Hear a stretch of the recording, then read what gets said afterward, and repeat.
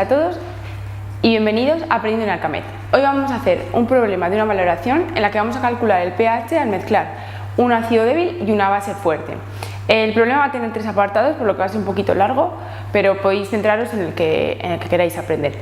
El enunciado va a ser el siguiente: calcular el pH al mezclar 50 ml de ácido acético 0,3 molar.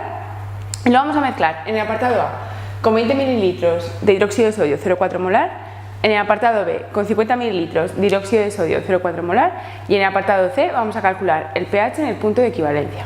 Bueno, primero decir que el ácido acético es un ácido débil y que su constante de acidez es 1,8 por 10 a la menos 5. ¿Vale? También la tenemos como dato del problema. Antes de comenzar, tenemos que saber que nosotros vamos a mezclar un ácido y una base. Vale, este ácido y esta base se van a ir neutralizando hasta que uno de los dos, en el caso de estar en concentraciones estequiométricamente diferentes, va a quedar en exceso. Este exceso, como ya hablamos en el episodio anterior, va a ser determinante del pH. Pero nosotros estamos con un ácido débil.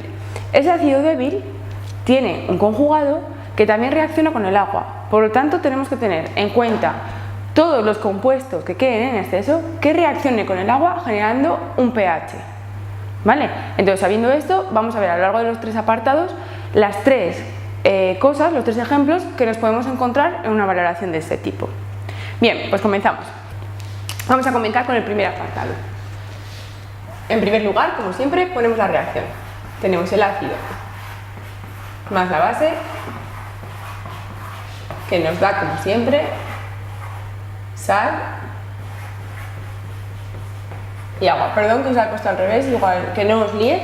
Siempre, como aquí tenemos un ácido orgánico, el protón que se va es este, el que está en el grupo ácido carboxílico, ¿vale? Y se sustituye por el metal del hidróxido. Aquí os la he puesto al revés. Bien, lo primero con lo que tenemos que comenzar es calculando los moles iniciales. Para calcular los moles iniciales, os recuerdo aquí brevemente, como tenemos la molaridad, que es los moles entre el volumen en litros, los despejamos de ahí. De tal manera que de este tendremos de ácido acético 50 por 10 a la menos 3 en litros por 0,3 y de la gaseosa 20 por 10 a la menos 3 y por 0,4. Los calculamos y de este tenemos 0,015 y 0,008. Vale, entonces ahora, una vez que tenemos los moles de los dos, vemos cuál es el reactivo limitante. Como la estequiometría es 1 a 1, el reactivo limitante va a ser el que menos tenga, en este caso la sosa. Bien, pues la sosa va a ser reactivo limitante, se nos va a agotar por completo, gastando lo mismo del ácido acético, porque es débil, y nos quedan 7 por 10 a la menos 3 moles, y generando esa cantidad de la sal y del agua. Entonces ahora nosotros tenemos que ver qué de lo que nos ha quedado en exceso es lo que va a reaccionar con el agua generando un pH, pudiendo calcular un pH. Y de lo que nos ha quedado en exceso son el ácido acético y su sal. Porque, si recordamos, una sal, esta que tenemos aquí,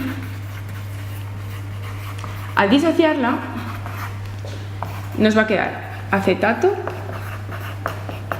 y sodio. Y este acetato es el conjugado del ácido acético, por lo tanto también tiene poder ácido básico, en este caso básico. Entonces también nos va a influir a la hora de calcular el pH. Pues ¿qué hacemos? Como los dos están relacionados en la misma reacción, ponemos la reacción. Una doble flecha, porque es un ácido débil, y nos da acetato y protones o iones hidronio, como queráis. Siempre un ácido nos genera iones hidronio, ¿vale? Entonces, ¿qué hago? Arrastro los moles que nos habían quedado de cada uno de ellos. El agua, repito, no nos cuenta. ¿Pero qué tengo que hacer? Calcular sus nuevas concentraciones. ¿Por qué? Pues porque los moles son menores que los que teníamos inicialmente, por lo tanto su concentración ha cambiado, y por otro motivo, la reacción tiene un nuevo volumen, que es la suma del ácido más el de la base, por lo tanto también nos ha cambiado la concentración. Entonces la concentración será los moles entre el volumen total en litros, y calculamos también la concentración del acetato del mismo modo, que serán los moles entre el volumen total en litros. Bien, y ahora, como es un ácido débil, hacemos su equilibrio. Para la hora de hacer equilibrio, yo puedo cogerlo de aquí hacia allá, en este sentido, o del acetato hacia allí, pero tenéis que tener en cuenta que si lo cogéis al revés la reacción es diferente, pero el resultado va a ser el mismo, ¿vale? Si lo queréis coger con el acetato, lo único que tenéis que tener en cuenta es su reacción, que la que tenemos que poner será esta de aquí,